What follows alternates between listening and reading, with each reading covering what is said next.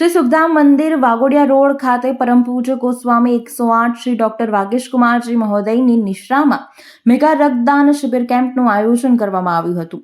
આજના આ યુગમાં રક્ત લોહીની આવશ્યકતા એ દરેક માનવીને માનવ માત્ર માટે ખૂબ જ જરૂરી હોય છે।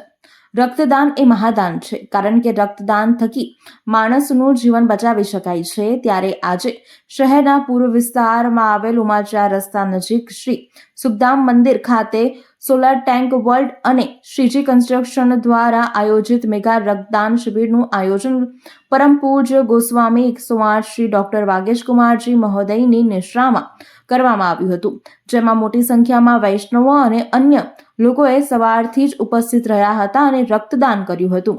આ પ્રસંગે પરમ પૂજ્ય ગોસ્વામી 108 શ્રી ડોક્ટર વાગેશકુમારજી મહોદયે આયોજકો તેમજ રક્તદાતાઓનો આભાર વ્યક્ત કર્યો હતો અને આશીર્વાદ પાઠવ્યા હતા। ઉલ્લેખનીય છે કે શ્રી સુખધામ મંદિર દ્વારા અવારનવાર સેવાકીય પ્રવૃત્તિઓ કરવામાં આવતી હોય છે।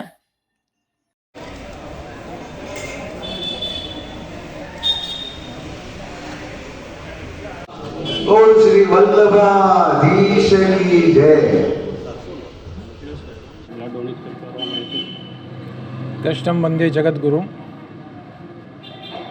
सुखधाम वाघोडिया रोड જે અત્યારે વડોદરામાં સુપ્રસિદ્ધ એક સ્થાન બન્યું છે પ્રભુના બિરાજવાનું, ત્યાં આજરોજ અનેક સંસ્થાઓના ઉપલક્ષ્યમાં બ્લડ ડોનેશન કેમ્પનું એક ભવ્ય આયોજન કરવામાં આવ્યું છે।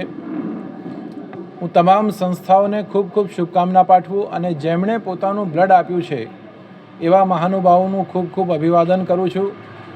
આજના યુગની અંદર રક્તની આવશ્યકતા એ દરેક જીવનમાં માનવ માત્ર માટે બહુ જ મહત્ત્વની છે અને એ મહત્ત્વપૂર્ણ બાબતોને ધ્યાનમાં રાખી સુખધામ મંદિર સમય સમય પર સામાજિક પ્રવૃત્તિઓ કરતું આવ્યું છે અને કરતું રહેશે એવી મને પૂર્ણ રૂપેણ આશા છે।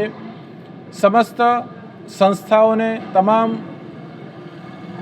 બ્લડ આપનાર ડોનરોને આજના દિવસે હું ખૂબ ખૂબ શુભકામના અને મંગલકામના પાઠવું છું। શ્રી દ્વારિકાધીશ કી જય।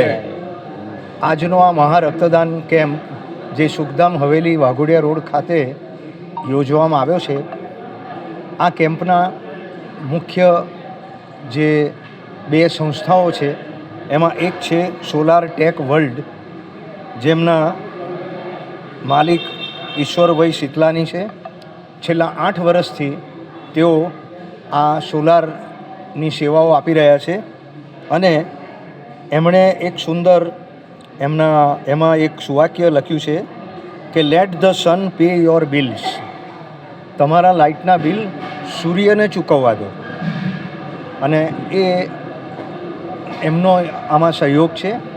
બીજા છે જયરાજભાઈ ભાવસાર, જે મારી બાજુમાં ઊભા છે।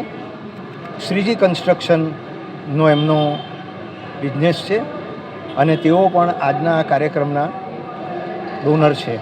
તો આ બંને મહાનુભાવોને ખૂબ ખૂબ આભાર માનીએ અને સતત આવા સેવાના કાર્યોની અંદર એમનો ધન એનો ઉપયોગ કરે એવી પ્રભુને પ્રાર્થના। વડોદરાના સમાચાર જુઓ તથા આપણી ચેનલને સબસ્ક્રાઇબ કરો અથવા સંપર્ક કરો।